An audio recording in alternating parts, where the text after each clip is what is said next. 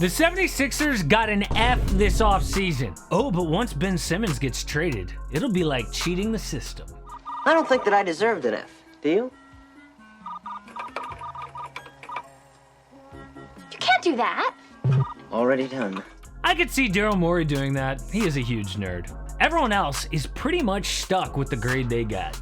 Lauri Markkanen getting traded to Cleveland was the last big move, so it's finally time to hand out off-season grades for every team in the league. Yo, it's Casey. This is AM Hoops again. Been waiting for a long time to make this off-season video, grading every single team in the NBA. Finally, now that Lauri is done, I think all the biggest moves, obviously if Ben Simmons or Damian Lillard gets traded, that's different.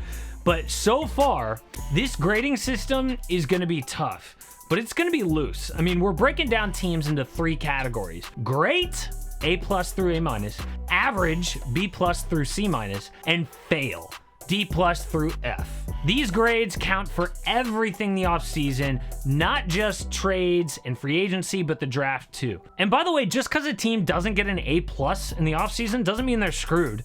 Maybe they didn't need to make big moves because they're already stacked. But one team actually has the best of both worlds, with a stacked team and a great offseason, and that's our first great, the Brooklyn Nets. They re-signed Kevin Durant, which sets them up for years to come. Yes, they lost Jeff Green, but getting Patty Mills and Blake Griffin on team-friendly deals were two of the top 10 moves this offseason. The rich get richer.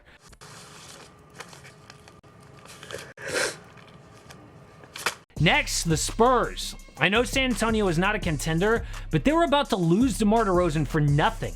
Instead, they fleeced the Bulls. Multiple picks and Thad Young, while Chicago overpaid DeMar. The Knicks, another underrated great offseason. Yes, they paid a little too much for Evan Fournier and Derrick Rose.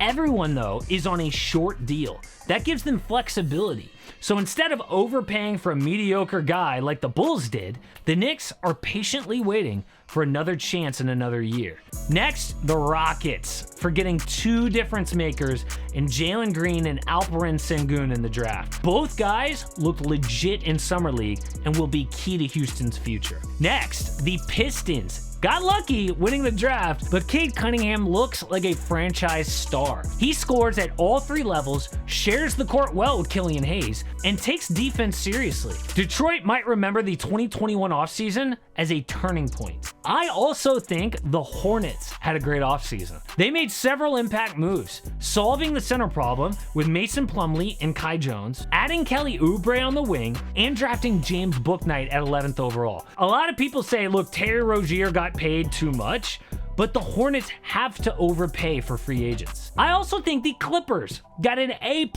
and not enough love for it.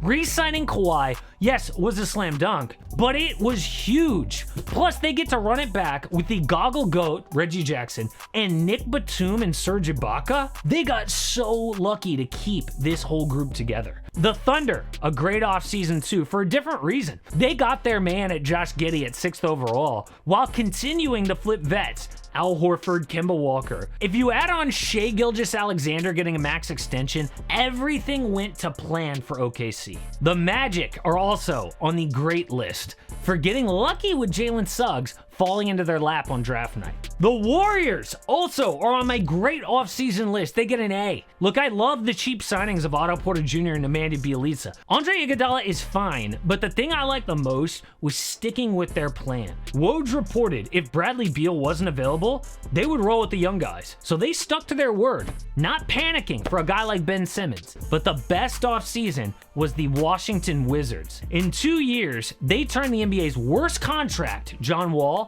into Kyle Kuzma, KCP, Montrezl Harrell, and a rookie. Normally, teams have to attach a pick to trade a guy like Wall, like the Pelicans attaching a pick to Eric Bledsoe to get him off of their books. Well, on top of all that, they got an excellent Russ replacement in Spencer Dinwiddie. Now, before we get to the average grades, let's see who absolutely failed.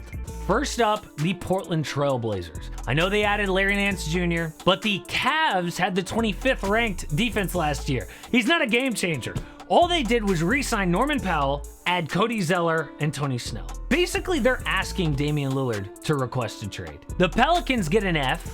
but it's not their fault. They let Lonzo go to sign Kyle Lowry. Then they lost both guys to tampering. Before that, they traded Eric Bledsoe and let go of the number 10 pick to open up cap space, and they got screwed on everything. The Timberwolves did absolutely nothing. They didn't have any draft picks, and their big move was Patrick Beverley. Does anyone know if they actually want to get better? Same goes for the Raptors. I mean, I don't know what the plan is. They passed up Jalen Suggs, which was dumb. Then they refused to trade Pascal Siakam. I feel like the Raps are just one of those teams with no clear direction, and they're gonna end up like the 8th seed 5 years in a row. Then there's the Mavericks. Re-signing Luka Doncic was huge, but totally expected. Outside of that, they didn't improve. Look, I hope Kristaps Porzingis comes back healthy, but it looks like even with Luka, the Mavs still can't attract big free agents. Then there were a lot of average off seasons. The Bulls overpaid for DeRozan like he's a championship piece, and they'll pay for that later, as some Knicks fans will tell you what it's like to overpay for guys.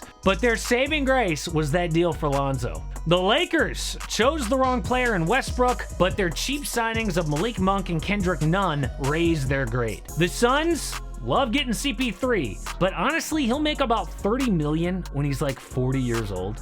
Not great. The Heat won the Lowry sweepstakes, but he's about to turn 36. The Hawks deserve props for drafting Jalen Johnson and re-signing John Collins, but not a game-changing offseason. The Jazz and Nuggets didn't do too much, but they didn't have to. The Celtics needed moves and failed, but I love the Schroeder deal. The Kings almost got an F, but it looks like Davion Mitchell was another draft night steal after they got Tyrese Halliburton. The Grizzlies are being patient, but they pulled off a great move getting that number 10 pick. The Cavaliers had a big offseason with big signings like Evan Mobley, Lauri Markkanen, Jared Allen, but I'm not convinced they've got a great future. The Pacers would have gotten an F, but they saved themselves by hiring the best offseason coaching candidate in Rick Carlisle. The Bucks lost PJ Tucker, but you know what? That's not as big of a loss as people are making it out to be. And if you're mad about something I said about one of your favorite players or teams, I probably didn't explain it well enough here because we didn't have time. So I created an entire video about the top 5 worst signings this offseason and the top 10 best.